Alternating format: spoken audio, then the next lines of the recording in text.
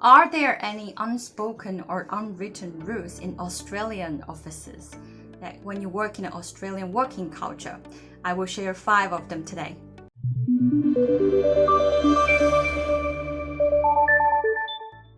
Hi everyone, it's Jade from Career Journey Professional, helping you to find and land in a career that's suitable to your personality, what you're good at, and what makes you satisfied at work. So I've been working in Australia for the past 10 years as someone who is a first generation immigration in Australia, as someone coming from a different cultural background from the mainstream cultural background in Australia, as someone who is using English, which is not my mother tongue. Here, I want to share 5 tips or 5 things that I found at the beginning. Not everyone knows, not everyone who's not coming from this, who didn't grow up in Australia or didn't work for a long time in Australia. It's worth to know at an earlier stage that may help you to better achieve your career goals. So let's get started. So the first one is there is pay gap between co-workers. Even you're at the same level, even you're recruited at the same time, having similar working experiences, there still may be a pay gap between you and your co-worker. I personally have witnessed a pay gap between 20 to 40%, including bonuses and other things in your packages. So don't assume it's going to be the same, and always try to clarify and negotiate to the extent you can from the beginning when you're being recruited. But it's never too late if you haven't. You can always utilize that opportunity every year using your performance review to negotiate a better deal for yourself. When I say pay, it's not just pay actually, it's the whole package, your whole salary package. So it could include your bonuses, include say study training, it could include other flexible work arrangements. Many things can be included, so do negotiate. That's the tip I want to share on this first one. Second one is, this is what I find Australian working culture is quite different from the culture that I came from. And maybe for your culture as well, for most of the Asian culture or culture who is more orders or more respectful of authorities, that what I want to say is you do need to develop personal relationship with your boss. So you do need to enhance that relationship, not just at work with your boss, but try to develop having more personal connection, a bond as much as possible. This is what I mean. So as we all know, the Asian culture, we really respect authority, people who have a bigger title, people who are teachers, who have more power, who have more respectful in the society. What you want to do is you just bow to them and talk to them and leave them alone. Like respect them from a distance. That's the sense of cultural education that I got from, at least from my culture. But that's not the case in Australia. That's not the general case for Western culture anyways. When I say Western, I mean European and American mainstream culture. You want to have an equal relationship with your boss. At work, he can be your boss and you're his team member.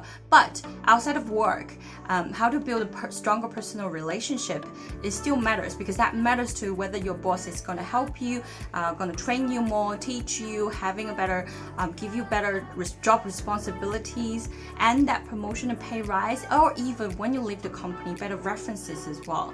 So do watch one of the videos that I made. If you have a cultural or language barrier with your boss from a different culture, from that one I shared several tips.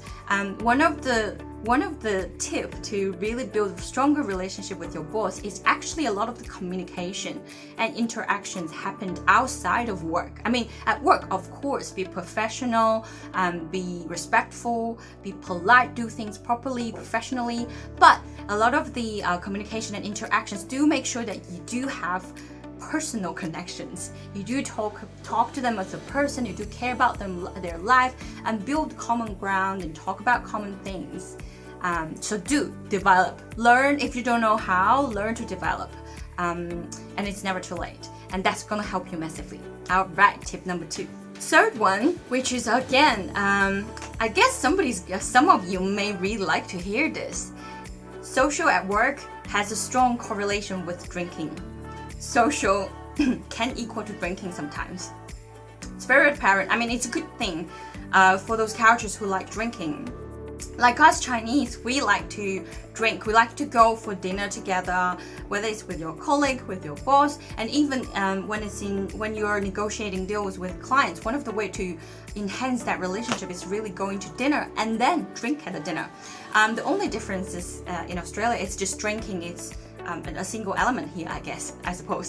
I mean, from all my experiences working in companies, usually every 1 week or every 2 weeks or mostly every month, there will be drinking occasions organized by the company. Either company is gonna order drinks to the office directly, could be like a whole box of beers, or sometimes have other cocktails, or company usually just have a tap of a bar close by. So whenever there is social occasions, you can just go there and drink on the company tap, like unlimited. Everyone loves it.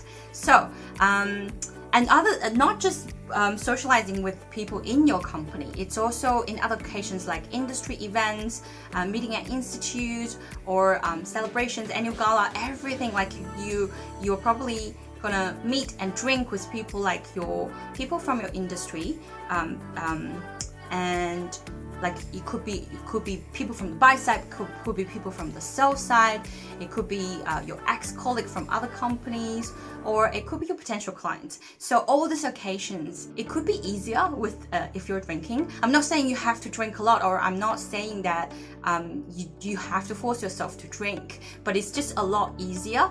You don't even have to go drink a lot. You just hold a glass and sip and talk to people. It's just much easier to build personal connection to people. Will be more relaxed, more laid back, have some chit chat, talk about things outside of work. That's how we build our bond anyways, right? So if you can enjoy that or fully utilize that part, like the drinking element, it's gonna help you a lot socializing at work. All right, the fourth one. This is one point that really surprised me when I came to Australia, is relationship matters. I mean, it really matters more than some other Western culture that I worked in, compared to UK, compared to Hong Kong. I mean, China is a different scenario because Chinese people really do care about relationship. But in Australia, it's a very important component when you're acquiring job, when you're getting promoted, when you're being internally referred, when you're finding those hidden job opportunities, hidden gems, or when you're going through career transitions. Having that referral, having that internal connection, having that important relationship, it's what's going to break the ice. It's definitely going to increase your chance of getting hired or getting promoted 40 to 60%. So important. I've seen so many examples of, I've seen my friend who who didn't go to college, who didn't study IT, but eventually got into the casino and become an IT engineer, software engineer. And I've seen people who worked in IT for 10 years and then it suddenly jump into HR industry and become a manager with no relevant experiences at all. These kind of transitions or changes, or the process of finding for a job, if you don't have that connection, it's impossible. It's impossible in Australia. It's very, very hard. But with the right connection, it will be so easy. So my point is, it's so important to cultivate the right relationship, and it's never too late. If you're still at school, you're about to graduate, it's perfect chance to start utilizing your alumni. If you're already working and you haven't been consciously doing it, never too late. Start doing that. Start cultivating the right kind of relationship that in the future that may benefit you. It could be potential clients, it could be industry leaders, industry connections, it could be your boss, it could be your body, it could be your ex-colleague. All of them are your network. I'm sure you heard of this phrase, your net worth is your network. Not 100% correct, but in a lot of the cases, yes, it does matter. So that's point number 4. All right, number 5 is something a lot of the client did ask me before, and I do want to say it does exist. So I'm talking about the glass ceiling for promotion. And I'm talking about this for people specifically if you're coming to Australia from a different country, from a different culture, from a different background, work experiences. it's possible. Of course, there are many reasons or many factors that plays into this equation. It could be the industry you're in, the company that you're in. It could be because your gender, you're going to become a mom, or it could be because you're Asian and that company prefers maybe non-Asian. Sometimes it's not discriminal. I mean, it's just the company culture. One simple example is we all know that Huawei, the Chinese mobile phone company, is becoming globally well known nowadays. It will be so surprised that if we have the head CEO as an Indian or a white person, just because people from the same background will have best understanding and best decision for that company. So yes, glass ceiling do exist, and I do recommend my clients, when they ask about it, to take into consideration for their own career path, for their own career planning, and sometimes even for their own personal life. If you're planning to have a family, if you're planning to develop your certain interests outside of your work, do consider that. All right. 5 of the tips, or 5 of the unspoken or unwritten rules in Australia working culture. And I think it's something that once you know it, you can better prepare and better present yourself in different scenarios so that you can really achieve the career goal that you want. All right, leave a like, subscribe, do join our Facebook Live, and I'll see you in next video. Very possibly, probably gonna be 2020, next decade. All right, I'll see you. Bye.